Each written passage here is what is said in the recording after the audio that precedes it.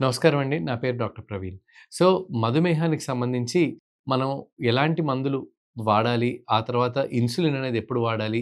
Insulin మనం మధుమేహం diagnose అయిన వెంటనే మనం ఇన్సులిన్ మొదలుపెట్టాలా? లేదంటే దీర్ఘకాలికంగా బా మధుమేహంతో బాధపడుతున్న వారు ఏ స్టేజ్‌లో వాళ్ళు ఇన్సులిన్ అనేది మొదలుపెట్టాలి? ఇవి మనం కొన్ని విషయాలు తెలుసుకుందాం. సో, మధుమేహం కోసం మనం మోస్ట్ కామన్‌గా వాడే మెడికేషన్ అండి. దాన్ని మనం మెట్ఫార్మిన్ అని పిలుచుకుంటామనమాట. ఈ మెట్ఫార్మిన్ అనేది అన్నిటికంటే ఈజీగా మనకు మార్కెట్‌లో గూడా అవైలబుల్‌గా ఉంటుంది. కాకపోతే మీరు దీన్నెప్పుడు మధుమేహం ఉన్నప్పుడు మీరు డైరెక్ట్‌గా మొదలుపెట్టకూడదు.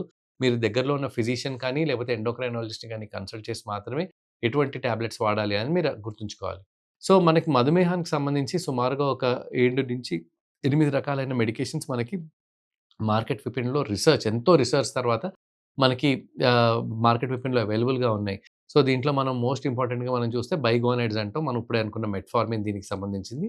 ఇది కాకుండా మనకి ఇన్సులిన్ సెక్రెటోగాగ్స్ అంటామనమాట. సల్ఫోనిలూరియాస్ అని. దీంట్లో గూడా మనకి రకరకాల ఆల్మోస్ట్ ఒక 3, 4 రకాలైన మెడికేషన్స్ ఉంటాయి. గ్లిమిప్రైడ్ అని, గ్లిక్లజైడ్ అని, గ్లిబురైడ్ అని. ఇదొకటే కాకుండా ఇప్పుడు మనకు మార్కెట్ విపిన్‌లో కొత్తగా మనకి ఎక్కువ వరకు చూసేది డీపీపీ-4 ఇన్హిబిటర్స్ అని మాట్లాడుకుంటాము.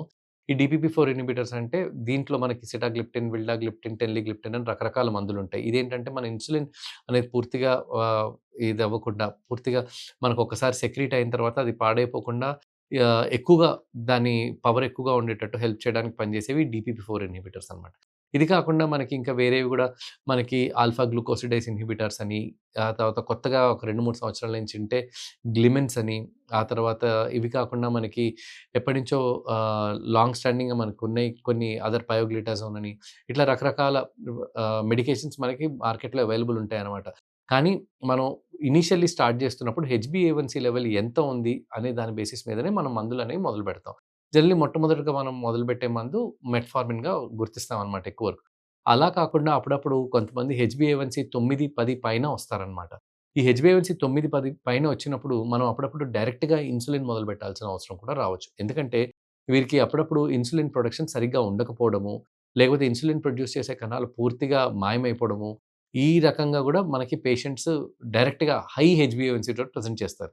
అప్పుడప్పుడు కొంతమందికి ఎటువంటి సింప్టమ్స్ గూడా ఉండవండి. కానీ వాళ్ళు డైరెక్ట్‌గా 9, 10 హెచ్‌బీఏవన్సీ తోటే మా దగ్గరకు వస్తా ఉంటారు. సో, అలాంటి పరిస్థితిలో వీరికి ఇన్సులిన్ కణాలకు కొంచెం రెస్ట్ ఇవ్వడానికి మనం ఏం చేస్తామంటే డైరెక్ట్‌గా ఇన్సులిన్ ఒక 2, 3 నెలల పాటు పెడతాం.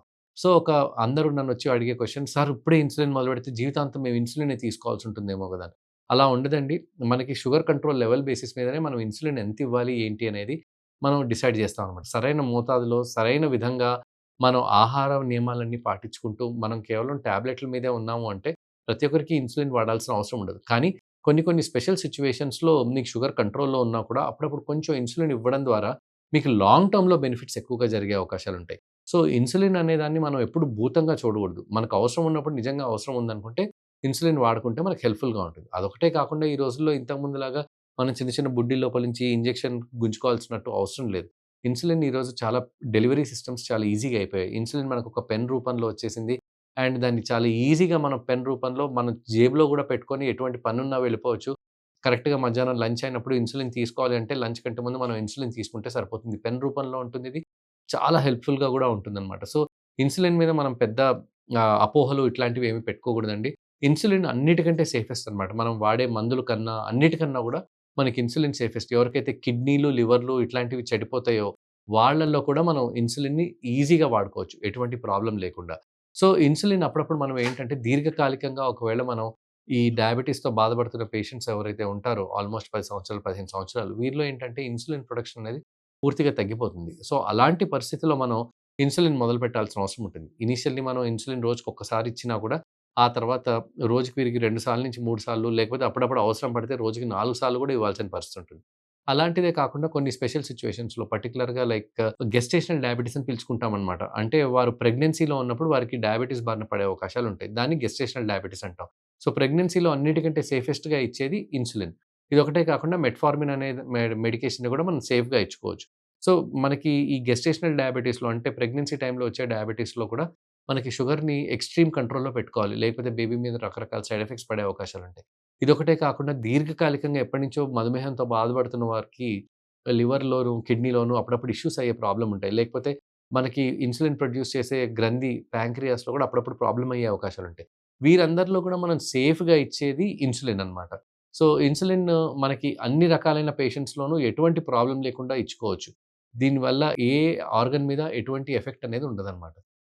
ఇలా కాకుండా మనం జనరల్‌గా దీర్ఘకాలికంగా మనం ఎప్పటినుంచైతే చాలామంది మందులు వాడతా ఉంటారో, ఎవరికైతే కనుక 3-5 మందుల కంటే ఎక్కువ వాడాల్సిన పరిస్థితి ఉందో, వారందరికీ నేను చెప్పేది ఒకటే విషయం అండి. ఖచ్చితంగా 3-5 రకాలైన మందులు మీరు కలిసి ఒకటేసారి వాడుతున్నారంటే, మీ ఒంట్లో ఇన్సులిన్ ప్రొడ్యూస్ చేసే కణాలు తగ్గిపోయి ఉండాలి. లేకపోతే విపరీతమైన ఇన్సులిన్ రెసిస్టెన్స్ ఉండాలి.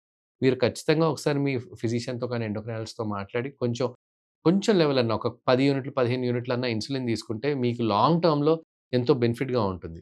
సో, ఈ రకంగా మనం చూస్తే మనం మధుమేహానికి సంబంధించి మనం టాబ్లెట్స్ ఒకటి, ఆ తర్వాత ఇన్సులిన్ ఒకటి మనకి ఈజీగా అవైలబుల్ ఉన్నాయండి. అండ్ ఈ టాబ్లెట్స్ వీటన్నిటిని మనం కరెక్ట్ మోతాదులో, కరెక్ట్ టైంకి ప్రోటోకాల్ ప్రకారం మొదలుపెట్టుకుంటే మనకి ఈ షుగర్ అనేది పెరగకుండా మనని మనం కాపాడుకోవచ్చు.